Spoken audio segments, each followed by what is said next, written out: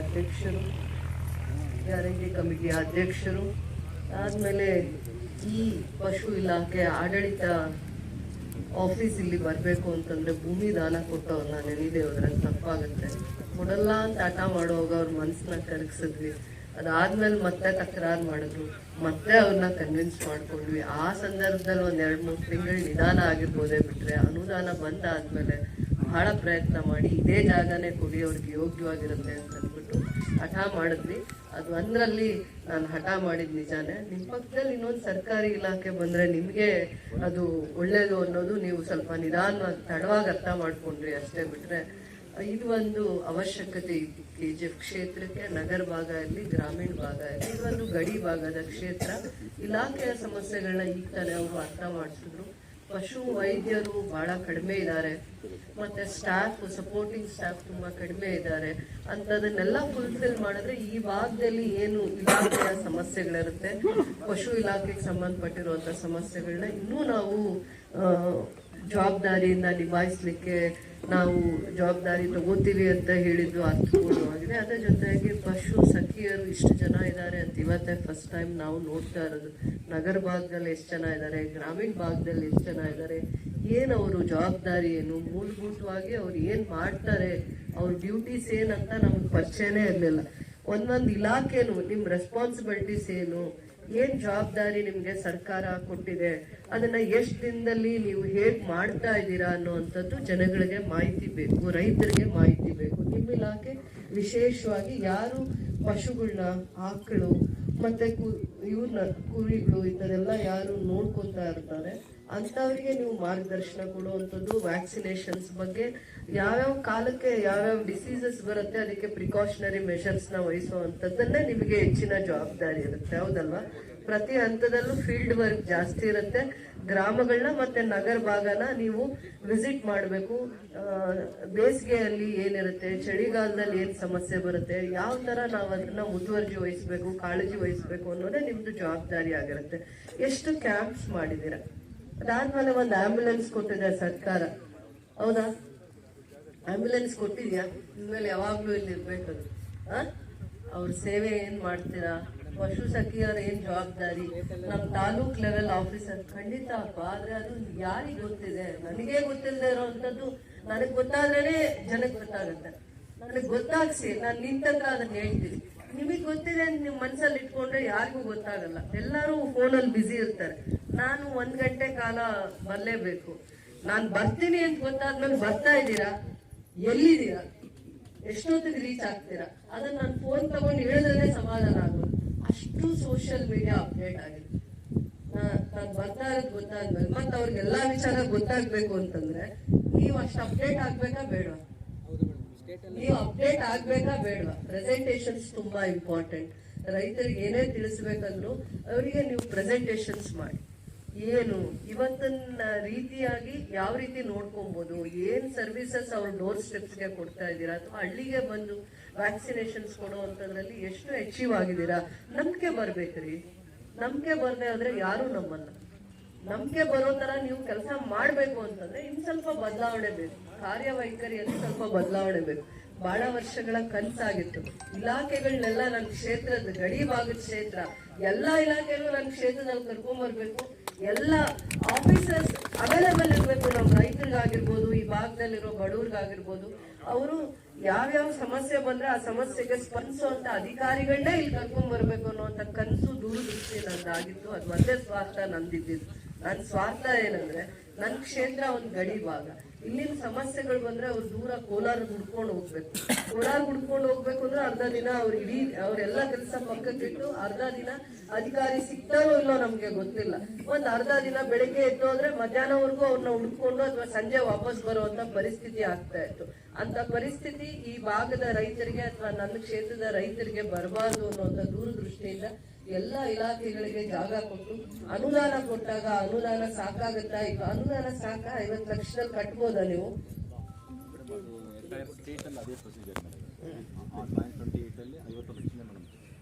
Fix ಆಗಿರೋದು.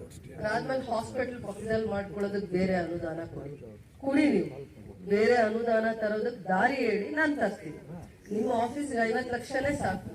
ಮತ್ತೆ ಇಲ್ಲಿ ಹಾಸ್ಪಿಟಲ್ ಆಗ್ಬೇಕು ಈ ಭಾಗದಲ್ಲಿ, ಇದಕ್ಕೆ ಅನುಕೂಲ ಆಗುತ್ತೆ. ಒಂದು 5 ಪಂಚಾಯತಿಗೆ ಹತ್ರ ಆಗುತ್ತೆ, ಕಾರಣಹಳ್ಳಿ ಪಂಚಾಯತಿಗೆ ಹತ್ರ ಆಗುತ್ತೆ, ಕ್ಯಾಸಂಬಳ್ಳಿಗೆ ಹತ್ರ ಆಗುತ್ತೆ, ಕಂಸಂದ್ರಕ್ಕೂ ಇದೇ ಹತ್ರ ಆಗುತ್ತೆ, ಈ ಕಡೆ ಗಟ್ಮಾತ್ ಬಂಗ್ಲಾ ಪಂಚಾಯತಿ 5 ಪಂಚಾಯತಿಗೆ ಹತ್ರ ಆಗುತ್ತೆ. ಇದು ಇನ್ನೊಂದು ಮಾಡಿದೀರಾ, ಆದ್ರೆ ಅದು ನಗರ ಭಾಗಕ್ಕೆ ಸ್ವಲ್ಪ ಜಾಸ್ತಿ ಅನುಕೂಲ ಆಗುತ್ತೆ. ಆಂಧ್ರ ಬಿಟ್ಟು ಮಿಕ್ಕಿದ ಬಾಡಿಗೆಯಲ್ಲಿದ್ದಾರೆ, ಅವ್ರ ಆಫೀಸ್ ಅಡ್ರೆಸ್ ಕೂಡ ಯಾರಿಗೂ ಗೊತ್ತಿಲ್ಲ. ಇಲ್ಲಿಗೆ ಮಾಡ್ಬೇಕಲ್ಲ, ಅಲ್ಲಿಗೆ ಮಾಡಿ. ಜೊತೆಯಲ್ಲಿ ನೀವೊಂದು ಪಶು ವೈದ್ಯ ಚಿಕಿತ್ಸಾಲಯವನ್ನು ಮಾಡಿ, ಅದು ಕೂಡ ತುಂಬಾ ಅನುಕೂಲ ಆಗುತ್ತೆ ಈ ಭಾಗ ಜನಕ್ಕೆ. ಇನ್ನೇನು ಸಮಸ್ಯೆಗಳಿದ್ರು ನೀವು ರೈತರಿಗೆ ಎಷ್ಟು ಹತ್ರ ಆಗ್ತಿರೋ ಸಮಸ್ಯೆಗಳಿಗೆ ಸ್ಪಂದಿಸಕ್ಕೆ ಅವಕಾಶ ಆಗುತ್ತೆ. ಸಮಸ್ಯೆನೇ ಗೊತ್ತಾಗದೆ ಹೋದ್ರೆ ನಾವು ಸ್ಪಂದಿಸಕ್ಕಾಗಲ್ಲ. ಅದ್ರ ಬಗ್ಗೆ ಒಳ್ಳೆ ಕಾರ್ಯಕ್ರಮಗಳನ್ನ ಮಾಡಿ. ಮತ್ತೆ ನನ್ನ ನೇವರ್ ಒಬ್ರು ಸೈಂಟಿಸ್ಟ್ ಒಂದು ಕಾರ್ಯಕ್ರಮ ಮಾಡ್ತಾ ಇದ್ದಾರೆ, ಡೈರೆಕ್ಟರ್ ಜೊತೆ ಮಾತಾಡ್ಕೊಂಡು. ಸೊ ನಿಮ್ ಜೊತೆ ಕಾಂಟ್ಯಾಕ್ಟ್ ಅಲ್ಲಿ ಇದ್ದಾರೆ ಅನ್ಸುತ್ತೆ. ಆ ಕಾರ್ಯಕ್ರಮನೂ ಕೂಡ ನಾವು ಕ್ಯಾಸಂಬಳ್ಳಿ ತಪ್ಪಿದ್ರೆ ಬೇತ್ಮಂಗ್ಲಾ ಹೋಬಳಿಯಲ್ಲಿ ಮಾಡೋಣ. ನನಗೆ ಡೇಟ್ ಕೇಳಿದ್ರು, ಬಟ್ ನೀವು ನನ್ನ ಡೇಟ್ ತಗೊಂಡು ಅವರಿಗೆ ಅಪ್ಡೇಟ್ ಮಾಡಿ. ಹೌದಲ್ಲ, 150 ಜನ ರೈತರಿಗೆ ಏನ್ ಮಾಡ್ತೀವಿ ಸಮಸ್ಯೆಗಳನ್ನ ನೀವು ಬಗೆಹರಿಸ್ತೀರ, ಅರ್ಥ ಮಾಡ್ಕೊಳ್ಳಿ. ಇವತ್ತು ಅವರು ರೈತರು ಅವ್ರ ಕಾಲ ಮೇಲೆ ನಿಂತ್ಕೊಂಡ್ರೆ ಇಡೀ ದೇಶನ ಪೋಷಣೆ ಮಾಡ್ತಾರೆ, ಸಾಕ್ತಾರೆ. ನಾನ್ ಕೆಲ್ಸಕ್ಕೆ ಹೋಗ್ಬೋದು, ನೀವು ಕೆಲ್ಸಕ್ಕೆ ಹೋಗ್ಬೋದು, ಆದ್ರೆ ನಮ್ಮ ಹೊಟ್ಟೆ ತುಂಬಿಸೋದು ರೈತರು. ನಮ್ಮ ಹೊಟ್ಟೆನ ತುಂಬಿಸೋಂಥವ್ರು ನಿಸ್ವಾರ್ಥವಾಗಿ, ಲಾಭ ಇದೆಯೋ ಇಲ್ಲೋ ಲಾಭ ಮಾಡ್ಕೊಡೋದು ನಮ್ ಧರ್ಮ ಆಗ್ಬೇಕು. ಅವರಿಗೆ ಲಾಭ ಬರುತ್ತೋ ಇಲ್ಲೋ, ಅದೊಂಥರ ಲೈಫ್ ಸ್ಕಿಲ್ಸ್. ಅದು ಯಾರು ಹೇಳ್ಕೊಡದೆ ಕಲಿಯುವಂತ ಲೈಫ್ ಸ್ಕಿಲ್ಸ್. ಅವರು ಬದುಕ್ತಾರೆ, ಅವ್ರು ಇಡೀ ಬೇರೆ ನಮ್ಮ ಹೊಟ್ಟೆ ತುಂಬಿಸ್ತಾರ. ಅವ್ರು ಬದುಕ್ತಾರೋ ಇಲ್ಲ, ಅವ್ರಿಗೆ ಲಾಭ ಬರುತ್ತೋ ಇಲ್ಲೋ ನಮಗೆ ಗೊತ್ತಿಲ್ಲ. ಸಾಲಗಾರರಾಗ್ತಾರೆ, ಸಾಲ ಮಾಡ್ಕೊತಾರೆ. ಕೃಷಿನ ಮತ್ತೆ ಇದನ್ನ ಪಶು ಸಂಗೋಪನೆ ಏನಿರುತ್ತೆ, ಡೈರಿ ಫಾರ್ಮಿಂಗ್ ನ ಲಾಭದಾಯಕವಾಗಿ ಮಾಡುವಂತ, ಅದು ಪ್ರತಿಯೊಂದು ಕುಟುಂಬನ ಪೋಷಣೆ ಮಾಡುವಂತ ಲೈಫ್ ಸ್ಕಿಲ್ಸ್ ನ ಹೇಳ್ಕೊಡುವಂತ ಇಲಾಖೆ ಆಗ್ಬೇಕು. ಅವ್ರಿಗೆ ಖುಷಿ ಆಗ್ಬೇಕು, ಅದು ಸಮಾಧಾನ ಆಗ್ಬೇಕು, ತೃಪ್ತಿ ಆಗ್ಬೇಕು. ನಮ್ಮ ಹೊಟ್ಟೆ ತುಂಬಿಸ್ತಾರೆ ಅಂತ ನಾವು ತೃಪ್ತಿ ಆಗುದು, ಅವ್ರ ಜೀವನ ಹೇಗಿದೆ, ಅವ್ರ ಲೈಫ್ ಹೇಗಿದೆ, ಅವ್ರಿಗೆ ಏನ್ ಚಾಲೆಂಜಸ್ ಇದೆ, ಕಷ್ಟ ಸುಖ ಏನಿದೆ ಅಂತ ಮರಿಬಾರ್ದು. ನಾವು ಅದನ್ನ ನಾವು ಕಲಿಬೇಕು. ಮಾಹಿತಿ ಇಲ್ಲ, ನೀವು ಇಲಾಖೆ ಅಧಿಕಾರಿಗೆ ಕೇಳಿ ನನ್ನನ್ನು ಜೊತೆಗೂಡಿಸ್ಕೊಂಡು ಪ್ರತಿ 3 ತಿಂಗಳಿಗೊಂದ್ಸತಿ, 1 ತಿಂಗಳಿಗೊಂದ್ಸತಿ, ಎವ್ರಿ 3 ಮಂತ್ಸ್, ಎವ್ರಿ 5 ಮಂತ್ಸ್ ಒಂದು ಒಳ್ಳೆ ಕಾರ್ಯಕ್ರಮ ಹೋಬಳಿ ಹಂತದಲ್ಲಿ ಮಾಡಿಕ್ಕೆ ಹೇಳಿ, ಮಾರ್ಗದರ್ಶನ ಕೊಡಿ. ನಾನ್ ಕೂಡ ಅವ್ರ ಜೊತೆ ಇರ್ತೀನಿ. ರೈತರಿಗೆ ಮತ್ತೆ ಪಶು ಸಂಗೋಪನೆ ಮಾಡುವಂತ ನನ್ನ ಕ್ಷೇತ್ರದಲ್ಲಿ ಬಹಳ ಜನ ಇದ್ದಾರೆ, ಅದ್ರ ಮೇಲೆ ಅವಲಂಬಿತರಾಗಿರುವಂತವ್ರು ಬಹಳ ಜನ ಇದ್ದಾರೆ. ಅಂತ ಅವ್ರ ಬದುಕನ್ನ ಇನ್ನೂ ಸ್ವಲ್ಪ ಗಟ್ಟಿಯಾಗಿ ಸುಧಾರಿಸ್ಕೊಳ್ಲಿಕ್ಕೆ ನಾವು ಸಹಾಯ ಮಾಡುವಂತ ಏನೇ ಕಾರ್ಯಕ್ರಮಗಳಿದ್ರು ನಾನು ನಿಮ್ ಜೊತೆ ಸಮಯನೂ ಕೊಡ್ತೀನಿ, ನಿಮ್ ಜೊತೆ ಕೆಲಸನೂ ಮಾಡ್ತೀನಿ ಅಂತ ಈ ದಿನ ಇಷ್ಟಕ್ಕೆ ನಾನು ನನ್ನ ಮಾತನ್ನ ಸೀಮಿತ ಮಾಡಿಕೊಂಡು, ಈ ಇಲಾಖೆ ಅವಶ್ಯಕತೆ ಇತ್ತು, ಬಂದಿದೆ. ಇಡೀ ಸ್ಟೇಟ್ ಅಲ್ಲಿ ಟೆಂಡರ್ ಮಾಡಿರುವಂತವ್ರು ಇವತ್ತು ಬಂದಿದ್ದಾರೆ. 30ರಿಂದ 50 ಅವರೊಬ್ಬರಿಗೆ ಆಗಿದೆ ಇಡೀ ಸ್ಟೇಟ್ ಅಲ್ಲಿ. ನಾವು ನವಾಜ್ ಅಂತ ಸ್ಟೇಟ್ ವೈಸ್ ಹೇಗೆ ಈಗ ಇಂದಿರಾ ಕ್ಯಾಂಟೀನ್ಸ್ ಇಡೀ ಸ್ಟೇಟ್ ಅಲ್ಲಿ ಆಗಿದೆ, ಆ ತರ ಇದು ಕೂಡ ಈ ಇಲಾಖೆ ಡಿಪಾರ್ಟ್ಮೆಂಟ್. ಯೂಶಲಿ ನಾವೆಲ್ಲ ಡಿಪಾರ್ಟ್ಮೆಂಟ್ ಬಿಲ್ಡಿಂಗ್ಸ್ ಕಟ್ಟೋವಾಗ PWD ಥ್ರೂ ಮಾಡ್ತಾ ಇದ್ವಿ. ಈಗೇನೋ ವಿಶೇಷವಾಗಿ ಕ್ವಾಲಿಟಿ ವರ್ಕ್ ಮಾಡಬೇಕು. ಯಾಕಂದ್ರೆ ನೀವು ಪರಿಚಯ ಆಗ್ಲಿ ಅಂತ ಹೇಳ್ತಾ ಇದೀನಿ. ಕ್ವಾಲಿಟಿ ವರ್ಕ್ ಮಾಡಿ ಬಿಲ್ಡಿಂಗ್ ಇನ್ ಟೈಮ್ ಎಷ್ಟು ದಿನದಲ್ಲಿ ಕಂಪ್ಲೀಟ್ ಮಾಡೋಕ್ಕಾಗುತ್ತೆ? 2-3 ಮಂತ್ಸ್ ಒಳಗಡೆ. ಸೊ ಜೂನ್ ಒಳಗಡೆ ನಾವು ಇನಾಗ್ರೇಷನ್ ಮಿನಿಸ್ಟರ್ ಕರಿಬೋದಲ್ವಾ? ನಮ್ ಇಒ ಹೇಳ್ತಾ ಇದಾರೆ ನರೇಗಾ ಅಲ್ಲಿ ನಾನು ಕಾಂಪೌಂಡ್ ಕೂಡ ಮಾಡ್ಕೊಡ್ತಾ ಇದ್ದೀನಿ ಅಂತ. ಅವ್ರಿಗೆ ಮತ್ತೆ ಧನ್ಯವಾದಗಳನ್ನ ಹೇಳ್ತೀನಿ.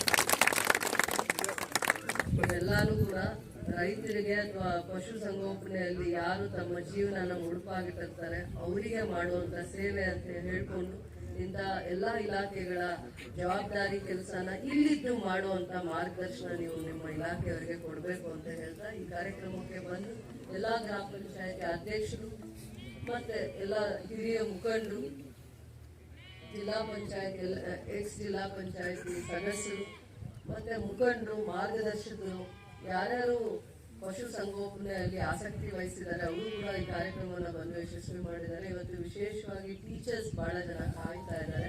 ಅವರು ಏನೋ ಒಂದು ಕಾರ್ಯಕ್ರಮ ಇದ್ದಂಗಿದೆ, ಅವರು ಕೂಡ ಇವತ್ತು ಈ ಕಾರ್ಯಕ್ರಮಕ್ಕೆ ಬಂದು ಪ್ರೋತ್ಸಾಹ ಕೊಟ್ಟು ಯಶಸ್ವಿ ಮಾಡಿದ್ದಾರೆ ಅಂತ ಹೇಳ್ತಾ, ಪಶು ಸಖಿಯರು ಇನ್ನು ಮುಂದೆ ಇನ್ನೂ ನಕ್ಕೊಂಡು ಏನೇನ್ ಚಾಲೆಂಜಸ್ ಇದೆ ನನಗೆ ಸದನದೊಳಗಡೆ ನೀವು ಪಟ್ಟಿ ಮಾಡಿ ಕೊಟ್ರೆ ನಾನು ಮಂತ್ರಿಗಳ ಗಮನಕ್ಕೆ ತರುವಂತ ಪ್ರಯತ್ನ ಮಾಡ್ತೀನಿ. ಪಶು ಸಖಿಯರು ಏನೇನಿದೆಯಾ ನೀವು ಇಡೀ ನಗರ ಭಾಗದಲ್ಲಿ, ಗ್ರಾಮೀಣ ಭಾಗದಲ್ಲಿ ಸಮಸ್ಯೆಗಳ ಬಗ್ಗೆ ನಿಮ್ಗೆ ಅರಿವಿರುತ್ತೆ.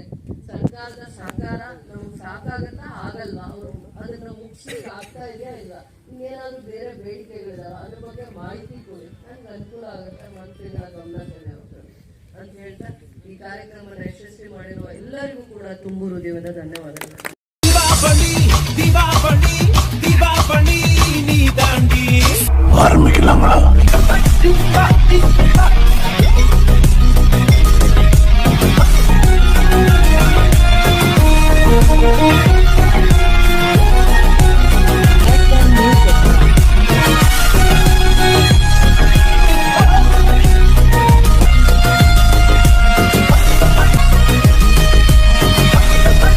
தரம் என்றும் நிரந்தரம், தரம் என்றும் நிரந்தரம், தரம் என்றும் நிரந்தரம். வாங்க.